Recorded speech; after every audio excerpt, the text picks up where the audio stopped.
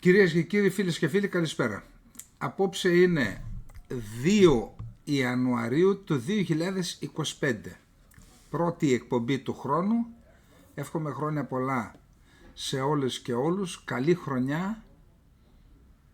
Από το 2024 να μείνουν και να πολλαπλασιαστούν τα θετικά για το 2025 και τα αρνητικά από το 2024 να σβήσουν από τη μνήμη μας, να σβήσουν και οι συνέπειες και αν είναι δυνατόν να μηδενιστούν το 2025.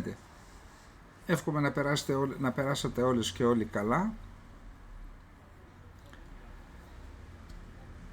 Να ξεκινήσουμε, θα κάνουμε και μερικούς απολογισμούς αν μπορέσουμε για να δούμε τι έγινε το 24 και τι προοπτικές υπάρχουν το 25.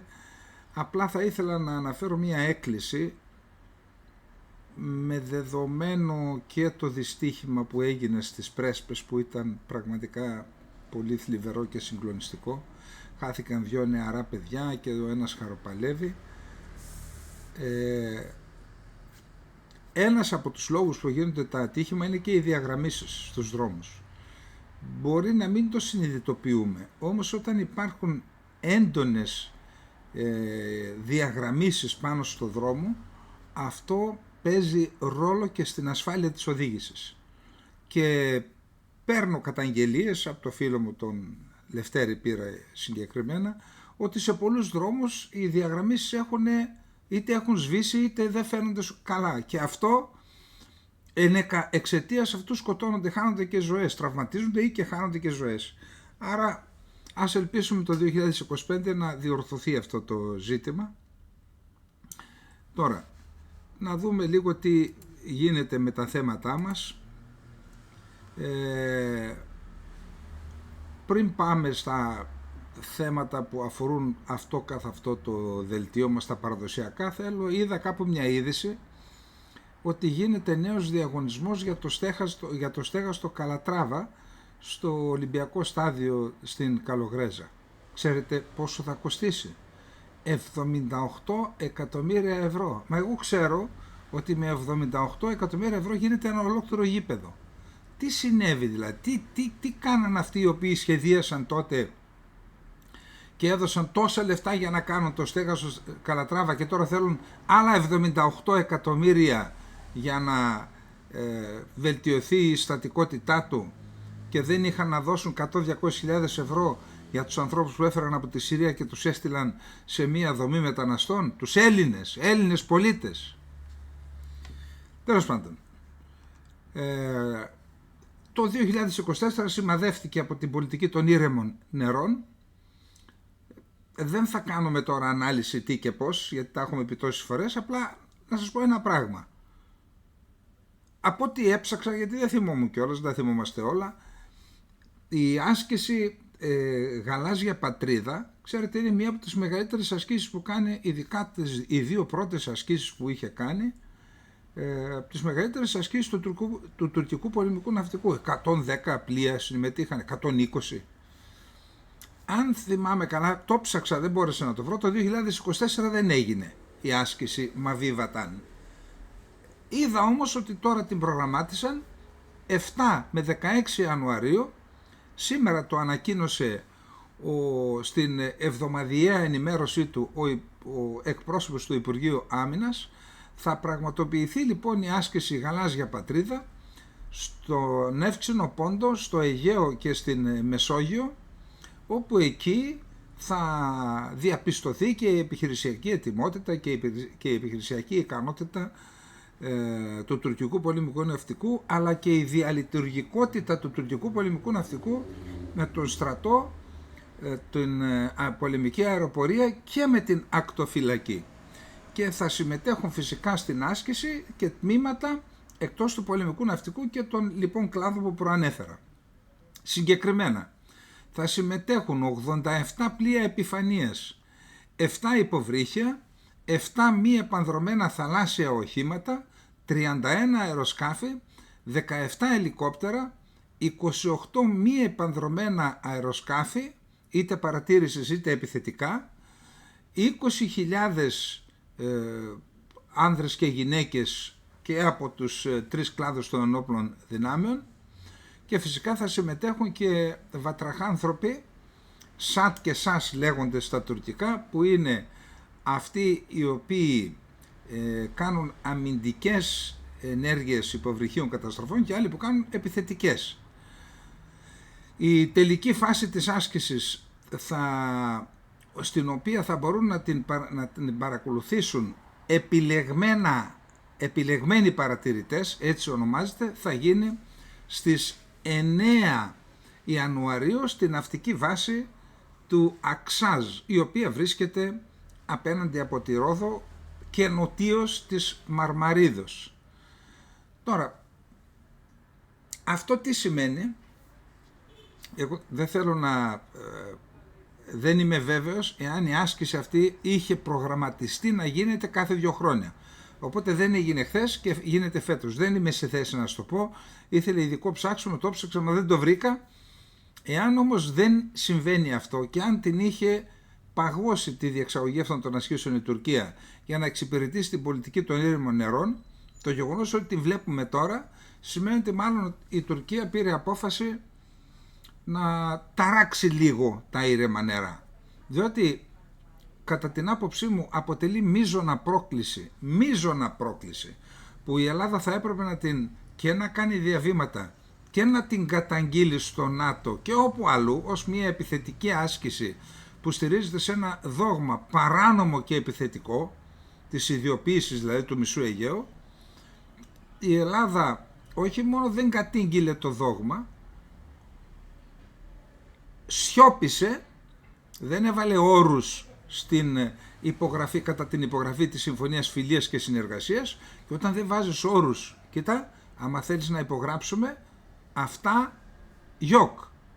Όταν δεν τα βάζεις λοιπόν σου τα κάνουν, και εδώ η Ελλάδα θα κληθεί να πει στη διεθνή κοινή γνώμη εάν δέχεται το δόγμα της γαλάζιας πατρίδας αδιαμαρτύρητα ή εάν θα διαμαρτυρηθεί, όπως είπαμε, στο ΝΑΤΟ, στην Ευρωπαϊκή Ένωση και όπου αλλού.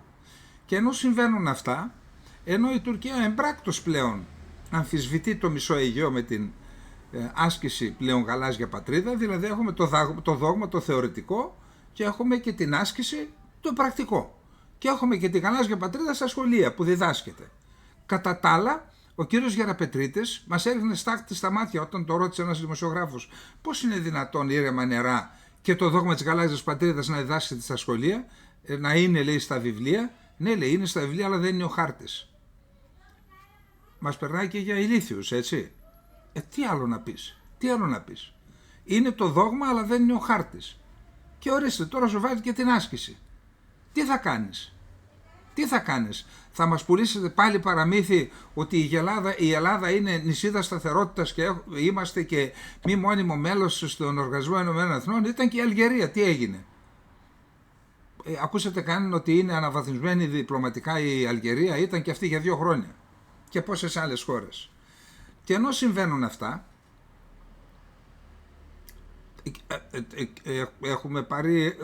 το έχουμε πάρει απόφαση ότι θα διαβάζουμε πράγματα τα οποία είναι και εξωφρενικά. Άρα εκ των προτέρων έχουμε, αν θέλετε, προετοιμάσει τον εαυτό μας ότι μπορούμε να διαβάσουμε και τα πιο τρελά πράγματα στα ελληνικά μέσα μαζικής ενημέρωσης που αφορούν τα ελληνοτουρκικά.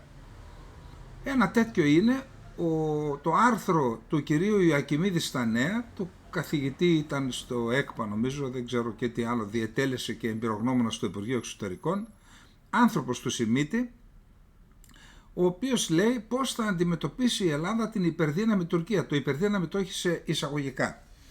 Και εν πάση περιπτώσει έχει ένα σκεπτικό, δεν έχουμε χρόνο να διαβάσουμε για να ξετινάξω λέξη προς λέξη το άρθρο, απλά να σας πω ότι αυτό το άρθρο είναι μια επιχείρηση άσκησης ψυχολογικής επιρροής, αρνητικής φυσικά υπέρ της Τουρκίας, από έναν Έλληνα καθηγητή που έχει και τον τίτλο του διατελέσαντος εμπειρογνώμονα του Ελληνικού Υπουργείου Εξωτερικών. Θα μπορούσε άνετα, και αυτό δεν αποτελεί μομφή για κανέναν, ο άνθρωπος είναι ακαδημαϊκός, έχει το δικαίωμα να γράφει ό,τι θέλει, αλλά σας το λέω και εγώ που κάνω την ανάλυση του άρθρου του, θα μπορούσε άνετα να το γράψει ένας Τούρκος. Μα άνετα. τι μας λέει στην ουσία? Μας λέει να γυρίσουμε πίσω στην επιτυχή στρατηγική του Ελσίνκι, όπου υποτίθεται ότι βάλαμε την Τουρκία, ότι μετατρέψαμε τα ελληνοτουρκικά σε ευρωτουρκικά. Μα μία απλή ανάγνωση των φάσεων που ακολούθησαν το Ελσίνκι μας οδηγεί στο συμπέρασμα ότι αν η Τουρκία τότε είχε 5 διεκδικήσεις, τώρα έχει 25. Και ήταν γιατί απέτυχε ακριβώς η λογική αυτή, η στρατηγική του Ελσίνκι. Τώρα μας λέει να ξαναγυρίσουμε εκεί. Στην ουσία μας λέει ότι είπε ο Φιντάν προχτές σε ποια εφημερίδα, στη L'Express, σε μια γαλλική που έδωσε συνέντευξη, κάναμε αναφορά εδώ. Λέει δηλαδή ότι πρέπει η Ευρώπη να δει τη στρατηγική σημασία που έχει αποκτήσει πλέον τώρα που νίκησε και στη Συρία. Το είδε και ο κύριος Ιωακιμίδης, είδε το τυρί. Τη φάκα δεν είδε, θα τη δείτε παρακάτω. Εν πάση περιπτώσει, και να τη βάλουμε στην Ευρώπη έστω και με ανάπτυξη συνεργατικής και αμοιβαίως επωφελούς σχέσεις, δηλαδή να κάνει η Τουρκία τα 200-400 δισεκατομμύρια να γίνουν οι συναλλαγές με την Ευρώπη, και έστω και προσχωρούμε στη λογική αυτή ότι θα υπάρχει και αιρεσιμότητα, λέει, σε αυτή τη σχέση.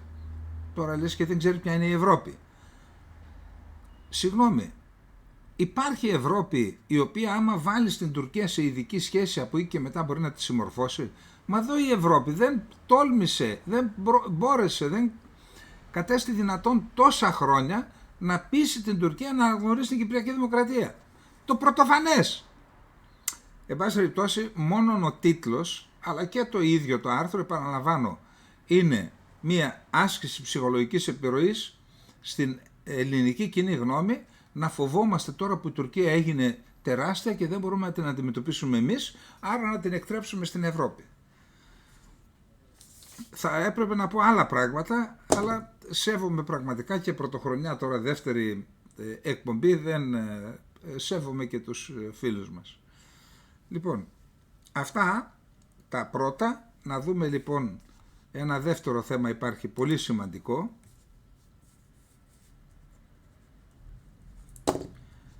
Και αυτό αφορά την Κύπρο. Όπως είπαμε, το αναφέραμε εδώ, η Κυπριακή Δημοκρατία έχει δεσμεύσει περιοχή με ναύτεξ στο τεμάχιο, θαλασσοτιμάχιο 5, από τις 24 Δεκεμβρίου μέχρι τις 24 Φεβρουαρίου, για να διεξάγουν, τώρα τι είναι το σωστό ρε παιδιά, δεν είμαι σε θέση, διεξάγουν ή διεξαγάγουν, για γράψτε οι φιλόλογοι, γεωτρήσεις στο τεμάχιο 5 η αμερικανική εταιρεία ExxonMobil και η καταριανή Qatar Energy.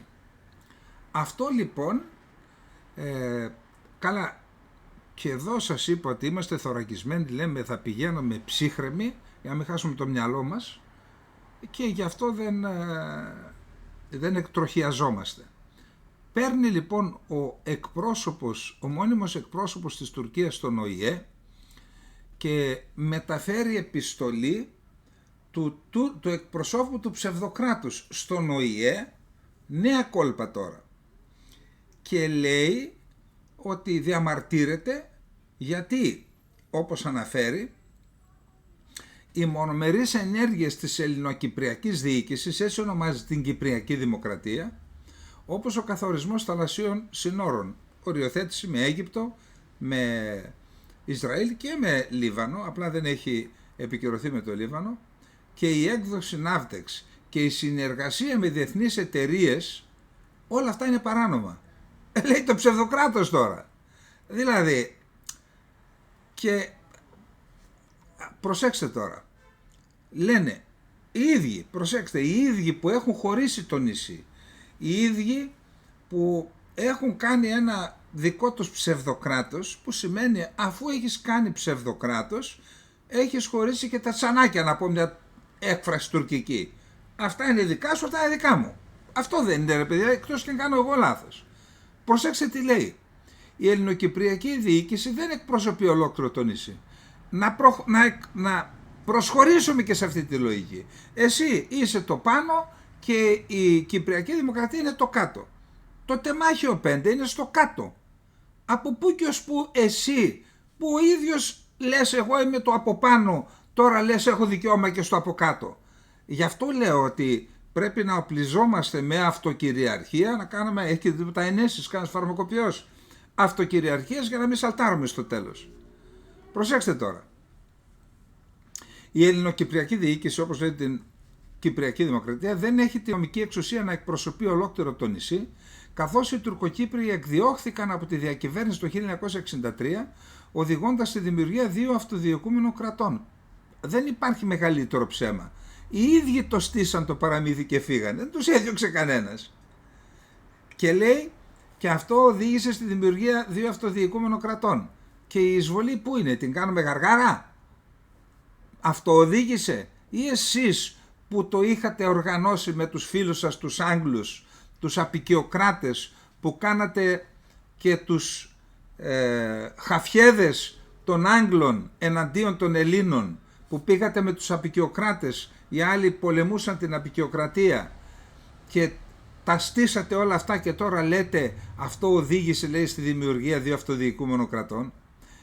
Τι λέει παρακάτω? Παρά τις προσπάθειες αυτές, η ελληνοκυπριακή διοίκηση, όπως λέει την Κυπριακή Δημοκρατία, φέρεται να απορρίπτει τον ειρηνικό διάλογο και τις συνεργατικές πρωτοβουλίες. Δηλαδή θα μου έχεις πάρει τα σπίτια, θα μου έχεις καταλάβει το 37% της επικράτειας Κυπριακής Δημοκρατίας και μετά αυτός που απορρίπτει τον ειρηνικό διάλογο και τις συνεργατικές πρωτοβουλίες είναι η Κυπριακή Δημοκρατία.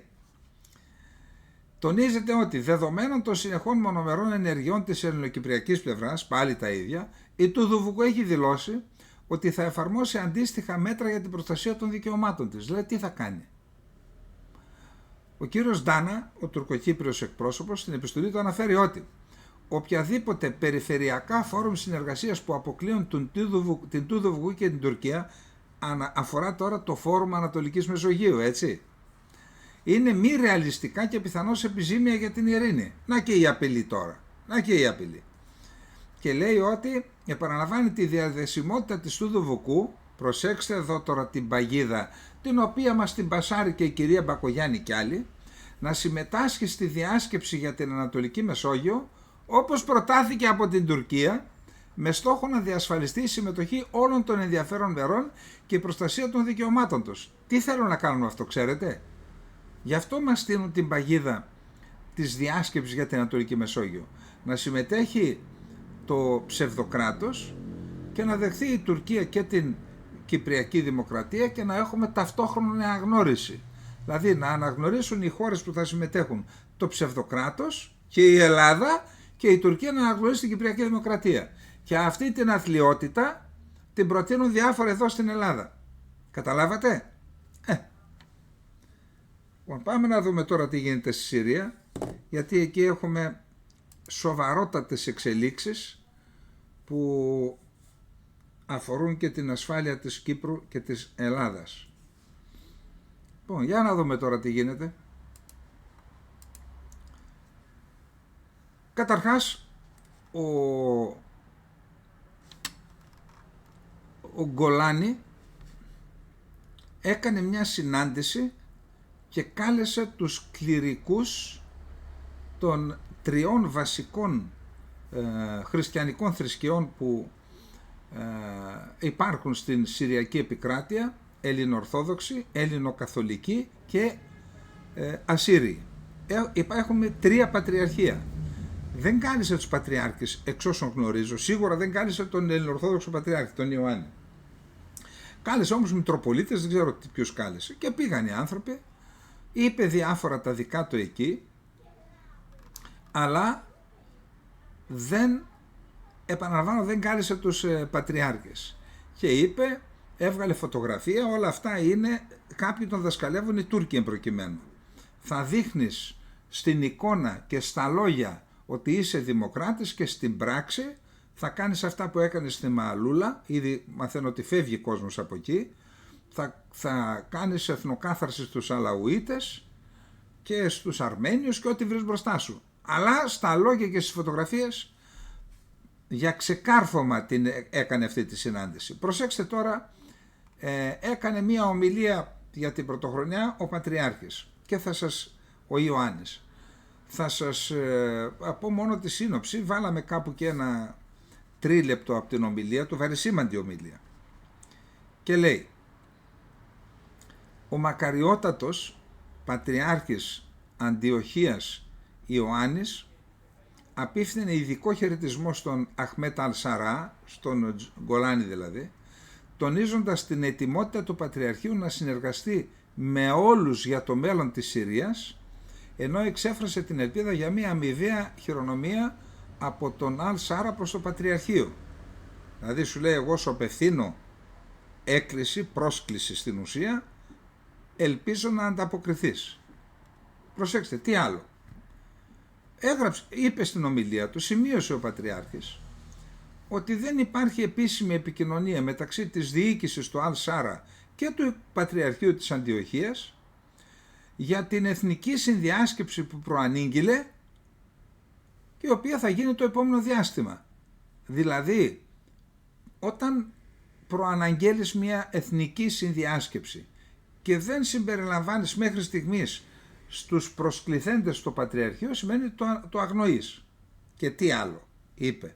Διότι πιθανόν αυτοί να λένε ότι ο Πατριάρχης είχε τόσα χρόνια, και αυτός και ο προηγούμενος, σχέσεις με την οικογένεια Άσαντ, με την κυβέρνηση Άσαντ, άρα ας τον απομονώσουμε τώρα. Προσέξτε τι λέει όμως.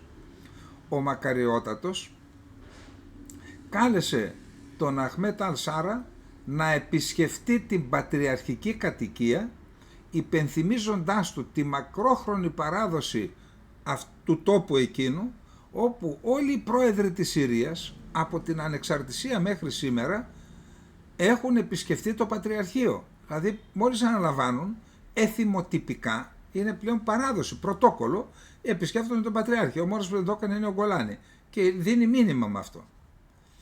Και ανέδειξε επίσης και τον ιστορικό ρόλο της αντιοχικής έδρας στη Συριακή, στην ενότητα της Συρίας, λέγοντας: εξιστόρισε ο Πατριάρχης Ιωάννης την ιστορική στιγμή κατά τη συγκρότηση του Συριακού Βασιλείου υπό το βασιλιά Φαϊσάλ, όπου εκφωνήθηκαν δύο ομιλίες που αντιπροσώπευαν ολόκληρο το Συριακό λαό.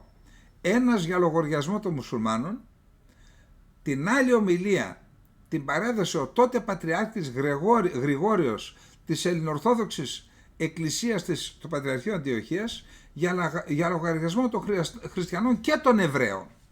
Δηλαδή τότε, όταν ιδρύθηκε η Συρία, υπήρχαν δύο βασικές συνιστώσεις, μουσουλμάνοι και χριστιανοί και Εβραίοι. Τους χριστιανούς και Εβραίους εκπροσώπησε ο Πατριάρχης με ομιλία που παρέδωσε στην ίδρυση της Συρίας. Και με αυτόν τον λόγο και τον τρόπο υπενθύμησε στον Γκολάνη το ρόλο του Πατριαρχείου Αντιοχίας ως συμβόλου εθνικής ενότητας από την ανεξαρτησία της Συρίας από το 1920 μέχρι σήμερα. Θεωρώ ότι ήταν μια μεστή ομιλία, δεν ξέρω αν την έχει κανένας ολόκληρη να μας τη δώσει, να τη βάλουμε, ή αν την έχει υποτιτλισμένη, πάντως θεωρώ ότι ήταν σημαντική. Τώρα, είπαμε προχτές ότι κυκλοφόρησε με τον Στίβεν Μπάνον πρώτα, πρώην σύμβουλος εθνικής ασφάλειας του Τραμπ, φωτογραφία με μπλούζα που έγραφε Free Κωνσταντινούπολη, ελεύθερη Κωνσταντινούπολη, κάντε ξανά το Ισταμπούλ Κωνσταντινούπολη, διότι κυκλοφορούν διάφορα. Μετά αυτός το έβαλε ο ίδιος στο λογαριασμό του. Μετά τον πήραν αυτό, τον διακίνησαν διάφοροι. Μετά κυκλοφόρησαν από εβραϊκούς λογαριασμούς ή από Ισραηλινούς λογαριασμούς, πάλι για ελεύθερη Κωνσταντινούπολη με την Αγία Σοφιά, χωρίς, όχι τρούλους είπα προχθές, χωρίς μιναρέδες. Μετά είδα και φωτογραφία με την Αγία Σοφιά και σταυρό πάνω, άλλη φωτογραφία με την Αγία Σοφιά και σημαία ελληνική πάνω, άλλες φωτογραφίες με την Αγία Σοφιά χωρίς μιναρέδες και ελληνική σημαία κάπου πλάγια και Έλληνες στρατιώτες να έχουν απελευθερώσει την Κωνσταντινούπολη, άλλη φωτογραφία με ευζώνους πάλι, και είδα και Κούρδους να τη διακινούν και κουρδικοί λογαριασμοί. Άρα έχουμε Αμερικανούς, εβραϊκούς, αμερικανικούς εβραϊκούς, Ισραηλινούς και κουρδικούς λογαριασμούς να διακινούν. Και μετά το πήραν και κάποιοι ελληνικοί λογαριασμοί. Ακούστε, το 1919 στη βάση τέτοιων λογαριασμών μας έστειλαν στη Μικρασία και είδατε στο τέλος τι πάθαμε. Πρέπει να είμαστε πολύ προσεκτικοί σε τέτοιες κινήσεις. Προφανώς είναι απάντηση στο συλλαλητήριο που έγινε χθες, που διοργάνωσαν 308 μη κυβερνητικές οργανώσεις στη γέφυρα του Γαλατά στην Κωνσταντινούπολη, όπου συμμετείχαν, σύμφωνα με υπολογισμούς, έτσι δίνουν οι Τούρκοι, 450.000 άνθρωποι, με συνθήματα από την Αγία Σοφιά, από την Κωνσταντινούπολη και την Αγία Σοφιά, στη Δαμασκό και στο τέμενος των Ομιαδών που το απελευθερώσαμε, στην Ιερουσαλήμ και στο τέμενος Άλαξα που θα απελευθερώσουν. Αυτό είναι το σύνθημα. Ασφαλώς είναι επιθετικό, ασφαλώς είναι απικιακό, διότι η Οθωμανική Αυτοκρατορία ήταν μια απικιακή δύναμη, απικίες είχε και ρουφούσε, έκλεβε τον πλούτο των χωρών που είχε πάει. Αυτά τα άλλα που λένε διάφοροι, και εδώ καθηγητές δικοί μας, τρομάρα τους, ότι ήταν τι καλοί που ήταν οι Οθωμανοί και τι καλά που ζούσαμε, αυτά είναι τα παραμύθια του Ερντογάν που θέλει να γίνει ξανά σουλτάνος. Εντάξει, δεν ήταν έτσι. Σας θυμίζω μόνο το παιδομάζωμα. Τι άλλο να σας θυμίσω? Υπάρχει χειρότερο πράγμα? Τώρα θα μου πείτε, εδώ κάναμε και εμείς παιδομάζωμα εδώ, αλλά αυτό ας μην ξύνουμε τέτοιες πληγές. Άρα, απάντηση σε αυτό, πώς να τους απειλήσουν? Τους απειλούν με τους Έλληνες, και όπως τότε, το 1919. Άρα να είμαστε προσεκτικοί και να διαχειριζόμαστε με βάση την πικρή ιστορική μας εμπειρία τέτοια ζητήματα. Εγώ δεν λέω ότι δεν θα πρέπει να αναζητήσουμε κοινό τόπο εξυπηρέτησης συμφερόντων, κοινό τόπο με τη ΣΥΠΑ, το Ισραήλ, τους Κούρδους, τη Σαουδική Αραβία, τα Εμιράτα, την Αίγυπτο. Ασφαλώς αυτή είναι η πεμπτουσία της πολιτικής, αλλά προσοχή να μην μας εκμεταλλεύονται. Τώρα, ένας από τους ομιλητές, βασικός ομιλητής, ήταν ο Μπιλάλ Ερντογάν, ο ιός Ερντογάν. Σε μια τόσο σημαντική, βαρύνουσα εκδήλωση, η παρουσία του Ερντογάν μάλλον δείχνει ποιον προετοιμάζει για διάδοχό του ο νέος Σουλτάνος. Εντάξει, είπαν διάφορα και ρήγματα μίσους και τα λοιπά, αλλά τώρα πάμε να δούμε τι άλλο έχουμε. Αυτά για την Κωνσταντινούπολη. Τώρα τι να πω, αφού δεν σκοτώθηκαν και άνθρωποι, μπορούμε και να γελάσουμε και να χαρούμε. Χθες, 1η Ιανουαρίου του 2025, στις 1 η ώρα το πρωί, εκεί στη γέφυρα Καρακοζάκ, που είναι δύο τα βασικά μέτωπα που επιτίθενται με λύσα οι Τούρκοι και οι κλεφτοκοτάδες οι μισθοφόροι. Η γέφυρα Καρακοζάκ βρίσκεται βόρεια του φράγματος της Ρήμ, που είναι το άλλο μέτωπο.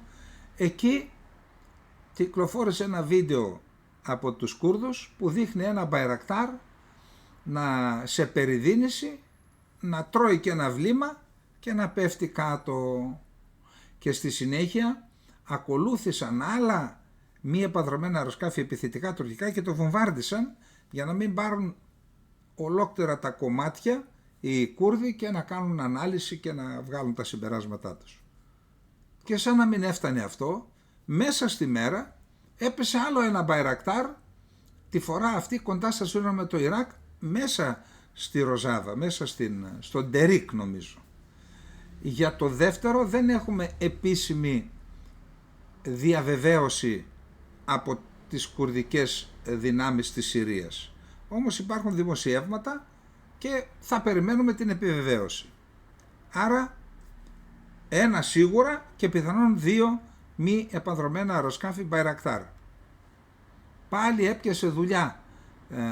έπεσε δουλειά στην τουρκική αμυντική βιομηχανία, γιατί εκτός από αυτά υπήρχε και ένας σταθμός στη Σερεκάνιε, εκεί που είπαν οι Κούρδοι ότι είναι η περιοχή που κατέλαβαν με την επιχείρηση Πηγή Ειρήνης το 2019 μετά από άδεια του Τραμπ, και είπε έληξε προχθές η διορία. το τελεσίγραφο. Είπε ο Μαζλούμ Άμπντι, ο ηγέτης των Κούρδων της Συρίας, φύγετε από εκεί όσοι έχετε πάει και καθίσατε σε σπίτια Κούρδων, έκανε εθνοκάθαρση εκεί η Τουρκία, μην βλέπετε που δεν μιλάει κανένας, φύγετε γιατί θα ακολουθήσει η επίθεση και μπορεί να πεθάνετε. Και έφυγαν και αρκετοί, οι Τούρκοι τους εμποδίζουν. Εκεί λοιπόν υπήρχε ένας σταθμός πιθανών επικοινωνιών ή και ραντάρ, γιατί δεν φαίνεται από μακριά. Έφαγε και αυτός ένα αντιαρματικό βλήμα και Φάγκοτ νομίζω, που είναι από τα καλύτερα που κυκλοφορούν αυτή τη στιγμή, τινάχθηκε στον αέρα και αυτός. Πάλι τώρα έχουμε την αμυντική βιομηχανία της Τουρκίας, πάλι έπιασε δουλειά να τα αναπληρώσουν. Και ενώ συμβαίνουν αυτά, προχτές ένα αμερικανικό ελικόπτερο πήρε την κουρδική ηγεσία και τη μετέφερε στη Δαμασκό. Και ξέρετε, όταν σε μεταφέρουν Αμερικανοί και σε συνοδεύουν οι Αμερικανοί μέχρι το προεδρικό μέγαρο που είναι ο Γκολάνι, αυτό έχει ένα συμβολισμό. Εκεί λοιπόν, με βάση τις μέχρι τώρα δημοσιογραφικές πληροφορίες, ο Γκολάνι ζήτησε από τους Κούρδους να ενσωματωθούν οι 120.000 ένοπλοι εκπαιδευμένοι από τους Αμερικανούς και εξοπλισμένοι Κούρδοι, άντρες και γυναίκες, στο στρατό της Συρίας. Δεν ξέρω εάν τους δέχθηκε να παραμείνουν ως έχει με την οργάνωση που έχουν και να αποτελούν μέρος ή αν είπε κάτι άλλο. Πάντως οι Κούρδοι έκαναν πρόταση να μείνουμε, να δημιουργήσουμε μεραρχίες, ταξιαρχίες και συντάγματα και τάγματα και να αποτελούμε μέρος του στρατού, χωρίς να διαλυθεί δηλαδή τίποτα.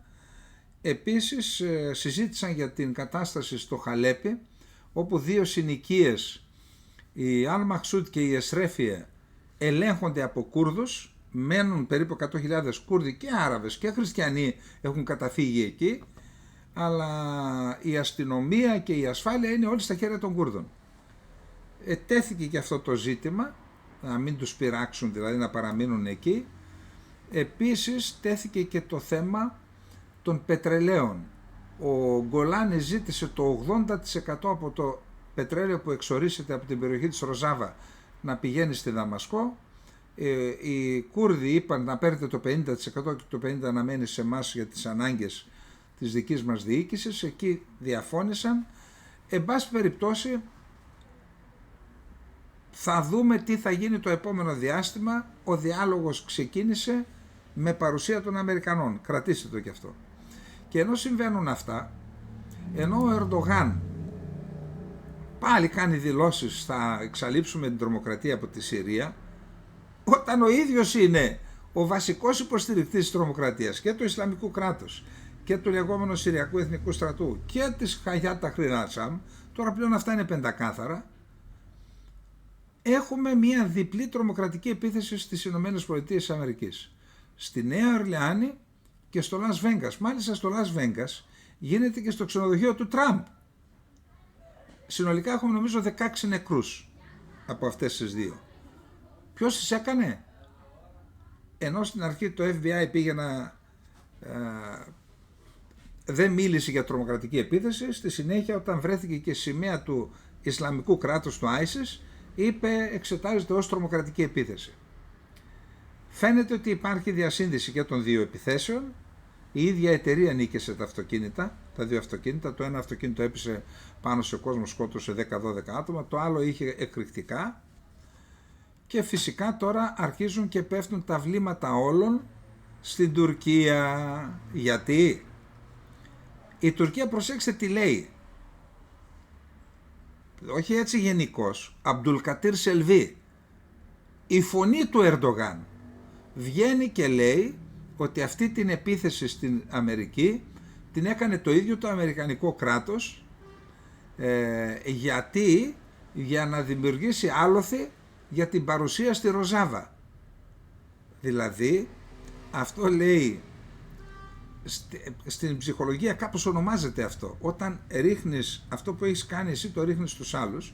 Και φυσικά θέλουν να προετοιμάσουν και την τουρκική κοινή γνώμη. Στην ουσία το λογικό είναι το εξής: ήταν μια ευθεία απειλή, επιθετική απειλή, όχι στα λόγια, της Τουρκίας στην Αμερική.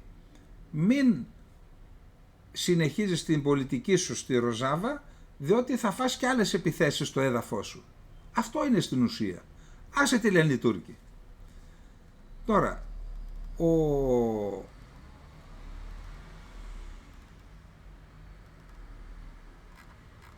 ο Μπρετ Μαγκέρκ είναι ειδικός απεσταλμένος, ήταν και είναι ειδικός απεσταλμένος του Λευκού Οίκου, ήταν ειδικός απεσταλμένος για τη Συρία και τώρα είναι υπεύθυνος στο Λευκό Οίκο για τη Μέση Ανατολή. Υψηλόβαθμος διπλωμάτης, έντιμος διπλωμάτης, τον ξέρω, τον διαβάζω κτλ. Αυτός είχε πει ότι η βασική πηγή της τρομοκρατίας του Ισλαμικού κράτους είναι η Τουρκία.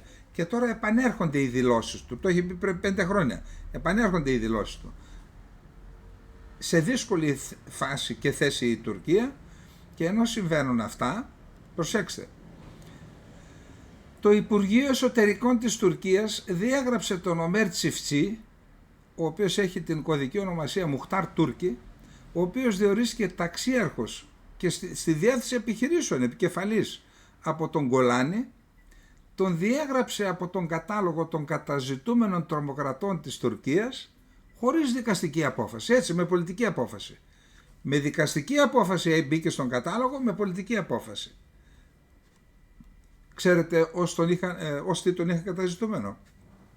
Ως μέλος της Αλ Κάιντα. Παρακαλώ. Έτσι. Και ο Γκολάνη, προσέξτε, έδωσε συριακή υπηκότητα σε 5.700 Τούρκους τζιχαντιστές και τους εγκατέστησε στο Αφρίν για δημογραφική αλλίωση και έγκλημα πολέμου. Αυτό είναι ένα έγκλημα πολέμου που κάνει ο Γκολάνη. Οι δικηγόροι οι Κούρδοι τι κάνουν, οι Ευρωπαίοι τι κάνουν?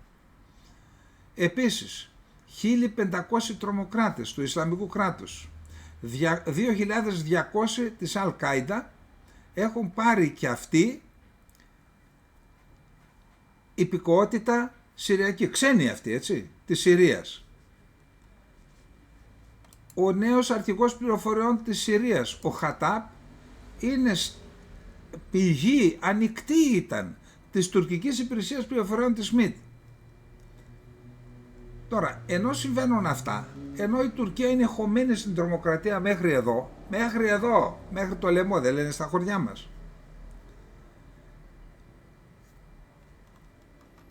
οι Αμερικανοί κουβαλούν με μεγάλα φορτηγά τριαξονικά και τετραξονικά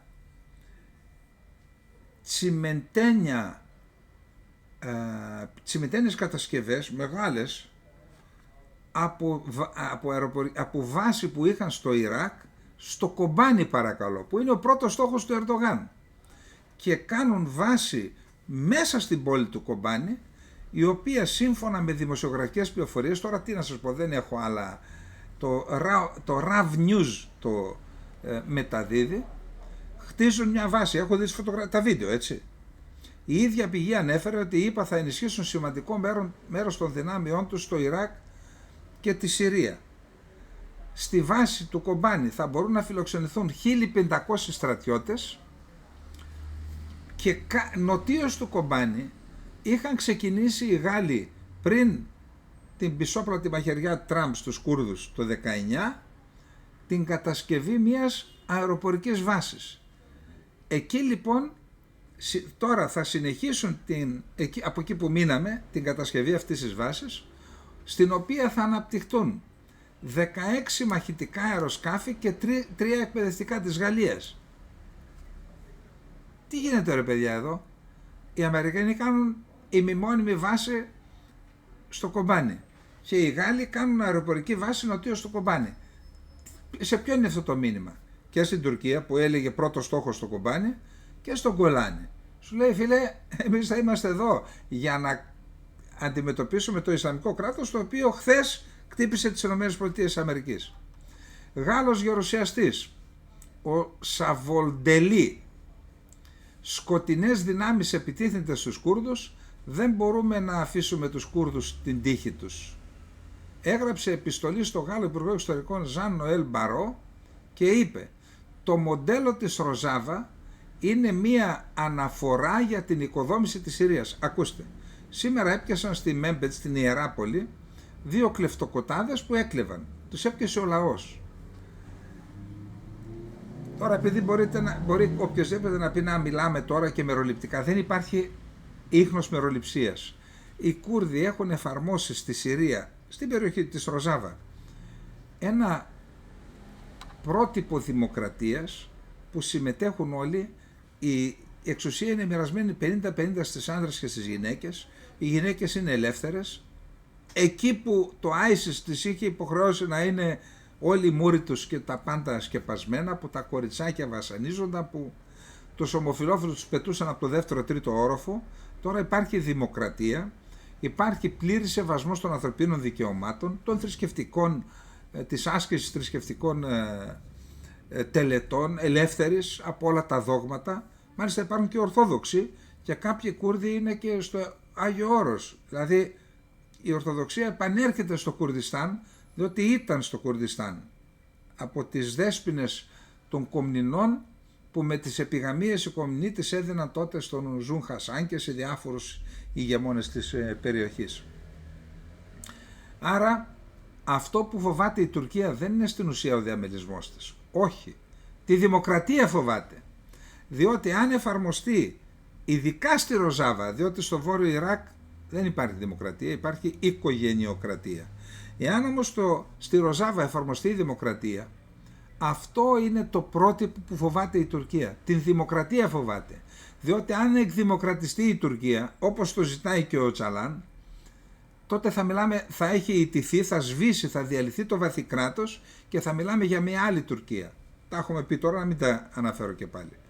Τώρα, σε σχέση με την πρόταση του Οτσαλάν που μιλάει για πλήρη ισότητα Κούρδων και Τούρκων, ελάτε να χτίσουμε ένα νέο κράτος, σαν να τους λέει, που θα είμαστε ίσοι σε αυτό. Ο αρχηγός της αξιωματικής αντιπολίτευσης, ο Özgür Özel, είπε ότι λέω ναι στη νέα διαδικασία που θα διεξαχθεί, εάν αυτό γίνει με ειλικρίνεια και διαφάνεια. Εντάξει. Τώρα, όσον αφορά το ρόλο της Τουρκίας στην περιοχή, ένα κρατικό έγγραφο της κυβέρνησης Άσαντ, απόρριτο φυσικά, είδε το φως της δημοσιότητας σήμερα και λέει ότι πριν τις 28 Νοεμβρίου το τουρκικό κράτος πούλησε τη Ρωσία και τον ίδιο τον Άσαντ, με τον οποίο υποτίθεται ότι ήταν σε ενός είδους επικοινωνία, και συμφώνησε με τη Χαγιά Ταχρήρ Αλ-Σαμ και το Συριακό Εθνικό Στρατό, τους μισθοφόρους τους δηλαδή, να επιτεθούν και θα έχουν τη στήριξη της Τουρκίας. Τι ζήτησε όμως? Θα έχετε τη στήριξή μου, εγώ εγκαταλείπω τη Ρωσία και θα έχω κόστος. Εγκαταλείπω και τον Άσαντ, θα έχετε τη στήριξή μου εάν υποσχεθείτε ότι θα καταστρέψετε τους Κούρδους. Έχει πάθει τρέλα με τους Κούρδους. Τώρα, ενώ συμβαίνουν αυτά, ενώ ο Ερντογάν επιμένει στον Γκολάνι, όλη η στήριξή μου είναι υπό μία προϋπόθεση: θα έχεις ενιαία Συρία, δεν θα πας σε ομοσπονδοποίηση της χώρας σου. Μία φάλαγγα τζιχαντιστών κινήθηκε προς την Σουάιντα, που βρίσκεται στα σύνορα με την Ιορδανία, για να καταλάβουν τα κρατικά κτίρια, νομαρχία και διάφορες άλλες υπηρεσίες κρατικές. Όταν όμως πήγαν να περάσουν μια φάλαγγα με 3-4 χιλιάδες ενόπλους, προσέξτε, μόλις φτάσαν στα όρια της περιφέρειας, υπόψη ότι η περιφέρεια Σουάιντα κατοικείται 100% από Δρούζους. Μόλις έφτασαν εκεί, είδαν στρατιωτικές δυνάμεις των Δρούζων να έχουν κάνει οδόφραμοι και να λένε: δεν περνάς, κυρα Μαρία, δεν περνάς. Αν τολμήσετε να περάσετε θα έχουμε πόλεμο. Τα μάζεψαν με την ουρά στα σκέλια και ξαναπήγαν στη Δαμασκό. Ο Μπαχά Αλ Τζαμάλ, διοικητής, ανώτερος ηγέτης των Δρούζων της Σουάιντα, είπε: δεν θα επιτρέψουμε σε καμία ομάδα να εισέλθει στη Σουάιντα ανεξάρτητα από τον αριθμό τους. Είτε 5 έρθουν, είτε 10, είτε 5.000, δεν θα τους επιτρέψουμε. Αυτός είναι ο στρατιωτικός διοικητής των δυνάμεων. Αν μας επιτεθούν ή προσπαθήσουν να μας το επιβάλλουν, εμείς θα πολεμήσουμε. Ξεκάθαρη δήλωση. Είναι και ένας με ένα μουστάκι τσιγκελωτό, ψάξτε και βρείτε τον. Μπαχά Αλ Τζαμάλ. Ο επικεφαλής πνευματικός ηγέτης της κοινότητας των Δρούζων, ο Χεκμάτ Αλ Χιτζρί, επιβεβαίωσε κατά τη διάρκεια μιας τηλεοπτικής ομιλίας του ότι η παράδοση των όπλων τους που απαιτεί η Δαμασκός είναι απολύτως απαράδεκτη έως ότου σχηματιστεί ένα κράτος και γραφτεί ένα σύνταγμα που θα εγγυάται τα δικαιώματά τους. Ξέρετε τι σημαίνει αυτό? Αυτό είναι η πιο επικίνδυνη εξέλιξη για την Τουρκία. Γιατί πες ότι είχε εξασφαλίσει την υπόσχεση από τον Γκολάνι και όλο το συρφετό εκεί που συναπαρτίζει την κυβέρνηση και την ηγεσία, ότι εντάξει θα πολεμήσουμε τους Κούρδους. Δεν ήταν στο λογαριασμό οι Δρούζοι. Οι Δρούζοι προέκυψαν και οι Δρούζοι έχουν την υποστήριξη και του Ισραήλ.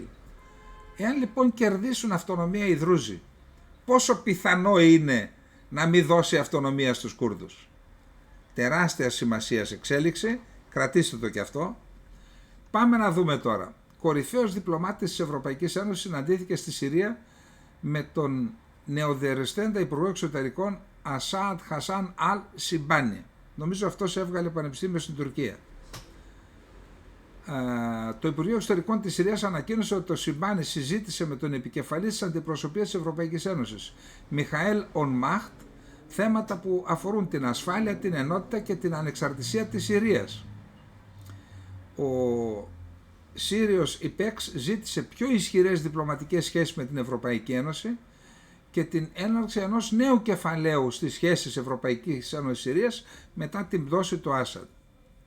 Ο Ευρωπαίος διπλωμάτης τόνισε την υποστήριξη της Ευρωπαϊκής Ένωσης για την ειρηνική μεταβίβαση της εξουσίας στη Συρία και δήλωσε ότι είναι σημαντικό η υπό την ηγεσία της οργάνωσης Χαγιά Ταχρήρ Αλ-Σάμ νέα Συριακή κυβέρνηση να λάβει υπόψη τα δικαιώματα των μειονοτήτων και των γυναικών. Τέτοια όνειρα να κάνετε εκεί στις Βρυξέλλες. Τώρα, ο Υπουργός Εξωτερικών και Υπουργός Άμυνας της Συρίας και ο επικεφαλής των μυστικών υπηρεσιών έφτασαν σήμερα στο Ριάντ στην πρώτη επίσημη επίσκεψη στο εξωτερικό της νέας Συριακής ηγεσίας. Τόνισε το επίσημο Συριακό Πρακτορείο Ειδήσεων ΣΑΝΑ. Αυτά έγιναν, λέει, μετά από πρόσκληση του Σαουδάραβα Υπουργού Εξωτερικών. Τι σημαίνει αυτό? Η πρώτη επίσκεψη είναι ενδεικτική και της πολιτικής που θα ακολουθήσει μια χώρα. Μπορεί η Τουρκία να παίζει πρωταγωνιστικό ρόλο, αυτή η επίσκεψη όμως δείχνει ότι η κυβέρνηση της Δαμασκού ξέρει ποιος έχει το χρήμα και ποιος μπορεί να βοηθήσει και γι' αυτό πήγαν εκεί. Τώρα, να πάμε λίγο στα θέματα Συρίας και Ιράν. Αυτή τη στιγμή ο Αμπτουλάχ Οτζαλάν είναι στη φυλακή. Έχει έναν συμβολικό ηγετικό ρόλο και ιστορικό. Αλλά πρακτικά αυτός ο οποίος είναι στην κορυφή της ηγεσίας του κουρδικού απελευθερωτικού κινήματος είναι. Ο Τζεμίλ Μπαγίκ επί των πολιτικών και στρατηγικών υποθέσεων και ο Μουράτ Καραγιλάν, το βιβλίο το οποίο εκδώσαμε εμείς εδώ με δικιά μας μετάφραση, η Ανατομία του πολέμου στο Κουρδιστάν. Αν θέλετε βιβλίο βάσης για να παρακολουθήσει κανείς το κουρδικό, είναι στα στρατιωτικά θέματα. Ο Τζεμίλ Μπαίκ λοιπόν, ο οποίος, προσέξτε, έχει παραδοσιακά καλές σχέσεις με το Ιράν. Προσέξτε τη δήλωση.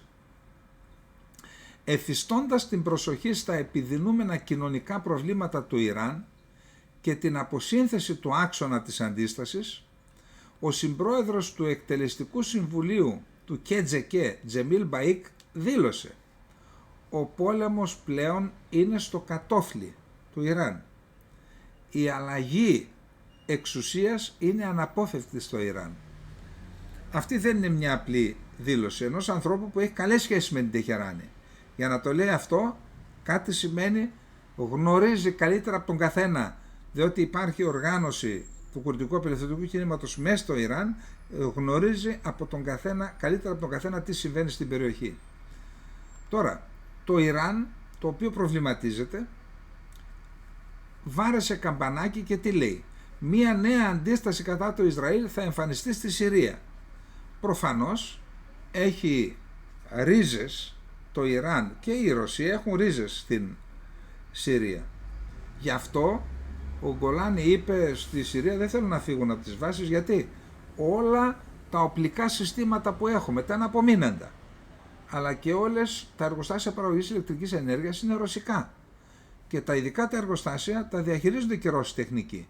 Άμα τους διώξω, δεν θα έχω τίποτα στην ουσία. Γι' αυτό κρατάει τις βάσεις, λέει, για να έχει τη βοήθεια της Ρωσίας. Δεν είναι μόνο αυτό.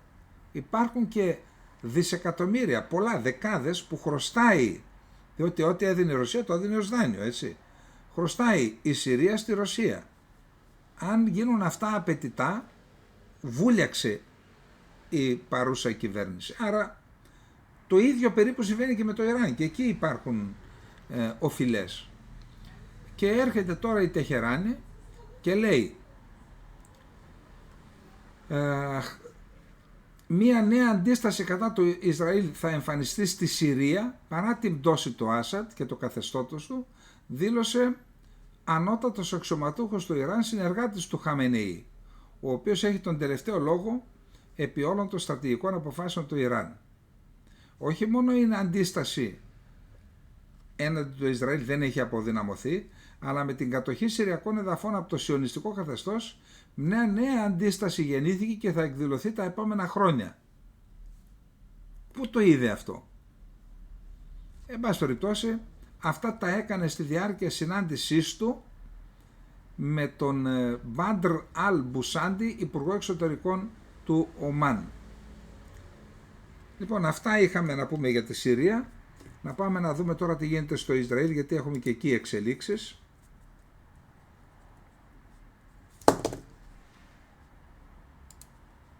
Λοιπόν, το Ισραήλ, αφού έχει εξαλείψει την παρουσία του Ιράν από τη Συρία και έχει αποδυναμώσει κατά την άποψή του, και έτσι είναι, σε μεγάλο βαθμό τη Χεσμολάχ, καθώς και τη Χαμάς, παραμένει σοβαρή απειλή η Ιεμένη.